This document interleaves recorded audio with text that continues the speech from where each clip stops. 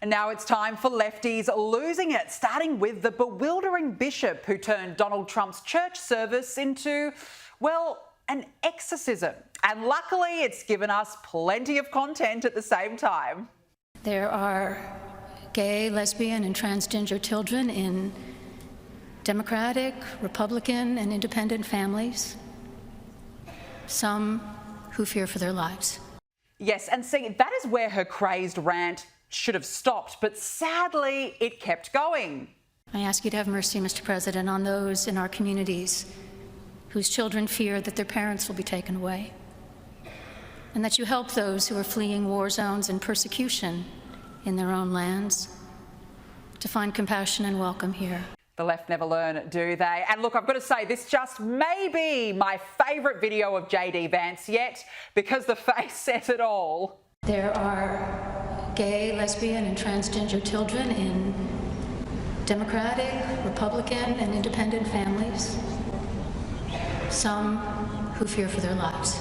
Oh, it says it all. It says it all. God love JD Vance. Isn't he the best? And thank you to you at home for digging up this clip from 2020 of that same activist masquerading as a bishop.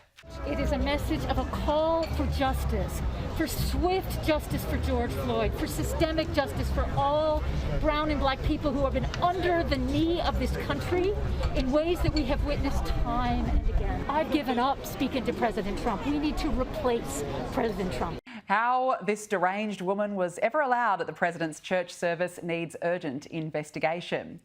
Now to Democrat nitwit activist Harry Sisson, who is freaking out over the president's inauguration speech. He attacked people of color. He attacked LGBTQ+ Americans. He attacked average, everyday Americans when he talked about putting his tariffs in, which are just going to raise costs for every single one of us. He ranted up there about being politically persecuted when, in reality, he is a convicted felon. They're so tiresome, aren't they? It is over. It is over. Move on. And this is coming from the same guy who struggles with such a basic question on human biology. Do you think there should be more than two genders in America? Yeah, I don't know what that executive order means. I don't know what the president declared. It means there are two genders, male and female. Do you disagree with that? How many genders are there, Harry? Yeah, Come on, little guy. How many genders are there? Again, these guys don't know what they're talking about, so they won't be able to answer. Harry, how many genders are there? How many genders are there, Harry? How many genders are there? What's the legal? I'm gonna use Joe Biden's answers. At least two. At least two. That satisfies. Well, how many more other than male, female? That's a TikTok answer. No, there's at least two. Yeah. There's at least two. Well, no, hang on. There's male and female. It's like human brain Donald rot. Trump says there's male and female. There are two. Okay, Dave. How many more are there after male and female, Harry? There's at least two. At least two. Oh, poor Harry still hasn't grown up and learnt about anatomy. Now to the non-binary nufties who are in meltdown mode because of Donald Trump's glorious declaration that there are only two genders. He has now claimed that there will only be the male and female gender that will be recognized in America. This sets back everything that the trans community has been working for, and we have already not been recognized in this country for centuries. It's actually really simple. There are two genders. It doesn't need to be that hard nor that tragic. Now over to MSNBC. I mean, surely their crashing ratings must be enough to give them some incentive to give Trump some credit and see the light. No? The second inaugural address did, in my take on it, was that it had more of a vibe of a State of the Union address than an inaugural address, I think in part because it was indoors.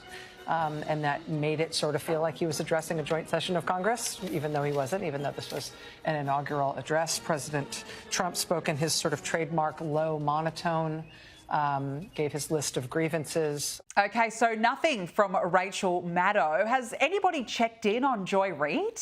The promises on the table are 200 some odd executive actions, an attempt to get rid of birthright citizenship, an attempt to do mass deportation, which we thought was being threatened on the state of Illinois and the city of Chicago, apparently, which said, yeah, you can't come here and do that. And maybe they backed down. We're talking about an attempt to portray this peaceful transition of power with people who were convicted in the insurrection attempt. No, OK, Joy retains her title as the chief loon. Anybody else at MSNBC with some sanity?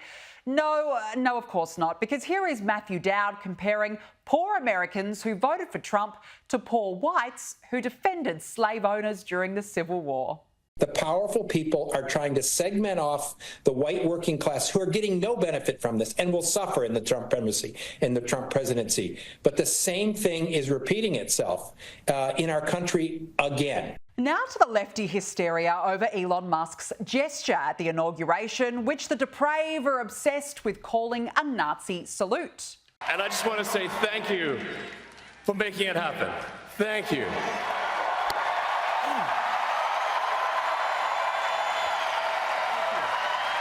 My heart goes out to you.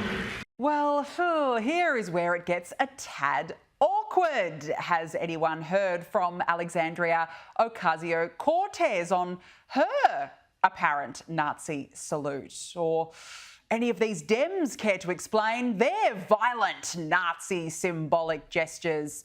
And gee, shame on the village people. Not one, but two Nazi salutes at the same time.